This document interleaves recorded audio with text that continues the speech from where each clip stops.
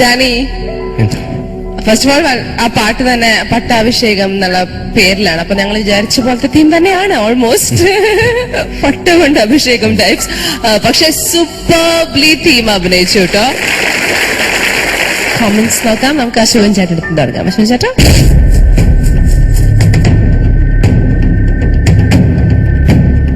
എനിക്ക് സത്യം പറഞ്ഞാല് പാട്ടിനേക്കാൾ ഇഷ്ടം അതിന്റെ അഭിനയിച്ചവരുടെ ആക്ടിവിറ്റീസും കാര്യങ്ങളൊക്കെ വളരെ മനോഹരമായിരുന്നു. പാട്ട് മോശമെന്നല്ല ഞാൻ പറഞ്ഞത്, എനിക്ക് എന്നെ കൂടുതൽ ആകർഷിച്ചത് അതാണ്. നന്നായിട്ട് എല്ലാവരും കോമഡി നന്നായിട്ട് പെർഫോം ചെയ്തു. ആ ചുരുങ്ങിയ സമയം കൊണ്ട് കാര്യങ്ങൾ വ്യക്തമാക്കി. വളരെ നന്നായിട്ടുണ്ട്. ഞാൻ അഭിനയിച്ച ചിത്രമാണത്, പട്ടാഭിഷേകം. ഞാൻ ജയറാമും അഭിനയിച്ച ചിത്രമാണത്. ഇതിന്റെ അകത്ത് പറയാനാണെങ്കിൽ ഒരുപാട് കഥകൾ പറയാനുണ്ട്, പക്ഷെ ഇപ്പൊ സമയമില്ലാത്തതുകൊണ്ട് ഞാൻ പറയുന്നില്ല. എന്തായാലും all the best. Thank U Ashokan ചേട്ടാ. എനിക്ക് സത്യം പറഞ്ഞാല് ഇതിന്റെ ഒരു ക്ലൈമാക്സ് എന്തോ ഒന്ന് പിടികിട്ടില്ല. എന്താണ് ഇതിന്റെ ഒരു ക്ലൈമാക്സ്? ഡാനി രാജാവായി അവരൊക്കെ കള്ളുപിടിപ്പിച്ചിട്ട് ഫിറ്റാക്കി. ഞാൻ കൊട്ടാരം ഗായകനാണെന്നാണ് സങ്കല്പം. അത് ശരി, കൊട്ടാരം ഗായകനോ? എന്നിട്ട് കിരീടത്തിന് വേണ്ടി കടിപിടി കൂടുന്ന രണ്ടുപേര്. അപ്പൊ അവരെ ഞാൻ പട്ടം കൊടുത്ത് മയക്കി അവസാനം അവര് എനിക്ക് കിരീടം വെച്ച് തരുന്നതാണ്. ഞാൻ പ്രത്യേകിച്ച് ഒന്നും ചെയ്യുന്നില്ല, അവരായിട്ടത് ചെയ്യുന്നതാണ്. ഓ ശരി, കൊള്ളാം, നന്നായിരുന്നു കേട്ടോ. Thank U. പിന്നെ കുറച്ചങ്ങ് വിഴുങ്ങിയെന്ന് തോന്നല്ലേ എങ്ങാണ്ടൊക്കെ? ഒരു സ്ഥലം ശ്വാസം കിട്ടിയില്ല. ശ്വാസം കിട്ടിയില്ല. കുമ്പാരപ്പൊന്നും അതൊന്ന് പാടിക്കും. കൂമ്പാരപ്പൊന്നും പൊരുളും താനാനി താനീ നീനാനി. കൂമ്പാരപ്പൊന്നും പൊരുളും. അത് സ്പീഡ് വന്ന് തന്നാനി താനീ നീനാനി. കൂമ്പാരപ്പൊന്നും പൊരുളും. അപ്പ ആ പൊന്നു പോയി. കൂമ്പാരപ്പൊന്നും പൊരുളും. അതെ, ആ നോട്ട് മാറിപ്പോരുത്. അതുപോലെ തന്നെ ഏറ്റെടുത്തിട്ടും എന്ന് പറഞ്ഞാൽ അതിന്റെ ബിഫോർ ഒരു ലൈൻ ഉണ്ടല്ലോ, അന്ന് പഠിക്കും.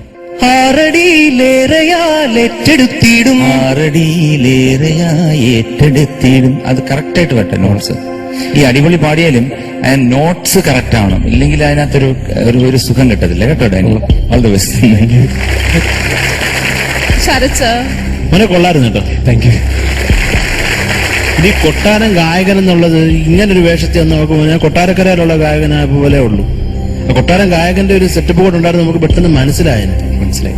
ഇത് പറഞ്ഞപ്പോഴാണ് മനസ്സിലായത് കേട്ടോ. അല്ലാണ്ട് ഒന്നും ഇത് പ്രത്യേകിച്ച് വേറൊരാൾ ഒരു ഔട്ട്സൈഡർ വന്നത് പാടുന്നു, അവരെന്തോക്കെ ചെയ്യുന്നു എന്നുള്ളത് നമുക്ക് മനസ്സിലായുള്ളൂ. അതുകൊണ്ട് പുറമാണ് ഞാൻ എഴുതി വെച്ചത്. പിന്നെ ലാസ്റ്റ് പോലെ മോനെ ശംഖും അത് മൊത്തം കുറെ ശ്രുതി പോയി. അത് വളരെ വൃത്തിയായിട്ട് വ്യക്തമായിട്ട് മനസ്സിലായ സ്ഥലം ലാസ്റ്റ് പല്ലവിയിലാണ്. കൊള്ളാം മോനെ, ഇത്രയേ ഉള്ളൂ. All the best. Thank you. ചിത്രചേച്ചി നല്ലായിരുന്നു ഡാനി. Thank you. എനിക്കാകെ തോന്നിയെന്താ, സോങ് സെലക്ഷൻ കുഴപ്പമില്ല, പക്ഷെ പിന്നെ എന്താ പറഞ്ഞ ഡാനിക്ക് കംഫർട്ടബിൾ ആയിട്ട് പാടാൻ സാധിച്ചില്ല എന്ന് എനിക്ക് തോന്നി. ഒരുപാട് സ്ഥലത്ത് ശ്വാസം മുട്ടിപ്പോയി, അത് കാരണം ഒരു വരി വിട്ടുപോയി. പിന്നെ ചില സ്ഥലത്ത് എനിക്ക് ഒരുപാട് സ്ട്രെയിൻ ചെയ്തിട്ടായിരിക്കും ശ്വാസം വിടാണ്ട് ഇങ്ങനെ ഒരുപാട് പാടിയിരിക്കും. അവിടെ പിച്ചിങ് ഒരുപാട് സ്ഥലത്ത് പോയിരുന്നു കേട്ടോ. ഇതൊക്കെയാണ് തോന്നിയത്. പിന്നെ ആ തീം എന്താന്ന് ശരിക്കും അങ്ങോട്ട് മനസ്സിലായില്ല. ഇപ്പൊ മനസ്സിലായി, പറഞ്ഞു കഴിഞ്ഞപ്പോ മനസ്സിലായി. പക്ഷെ ഇതൊക്കെയാണ് തോന്നിയത്. പക്ഷെ ഒന്നുകൂടെ കംഫർട്ടബിൾ ആയിട്ട് പാടാമായിരുന്നു. അല്ലെങ്കിൽ അങ്ങനെ ആദ്യം സോങ് സെലക്ട് ചെയ്യുമ്പോഴേ പാടി നോക്കിയിട്ട് ബുദ്ധിമുട്ടാണെങ്കിൽ വേറെ പാട്ട് നിങ്ങൾ എടുക്കായിരുന്നു വേണമെങ്കിൽ. എല്ലാം കൂടെ ഒറ്റയടിക്ക് പാടിയതുകൊണ്ടുള്ള ബുദ്ധിമുട്ടാന്ന് തോന്നുന്നു അല്ലെ? കുഴപ്പമില്ലായിരുന്നു. All the best. ചെയ്യാം. Thank you judges. Marks out of 30. Chitra ചേച്ചി? ഞാൻ 23. 23. ശരത് സർ? 22. 22. ശ്രീയേട്ട? 23. Thank you. 23. And Ashokan Chata? 7. 7 on 10. 68 plus 7, 75. 75 marks ആണ് ഡാനിയുടെ ഹാസ്യഗാനം റൗണ്ടിലെ ജഡ്ജസ് നൽകിയത്. എന്റെ പെർഫോമൻസിൽ വന്ന പാളിച്ചകൾ നിങ്ങൾ കണക്കിലെടുക്കാതെ എനിക്ക് SMS അയക്കണം. SMS അയക്കുന്ന format ISS space Danny DA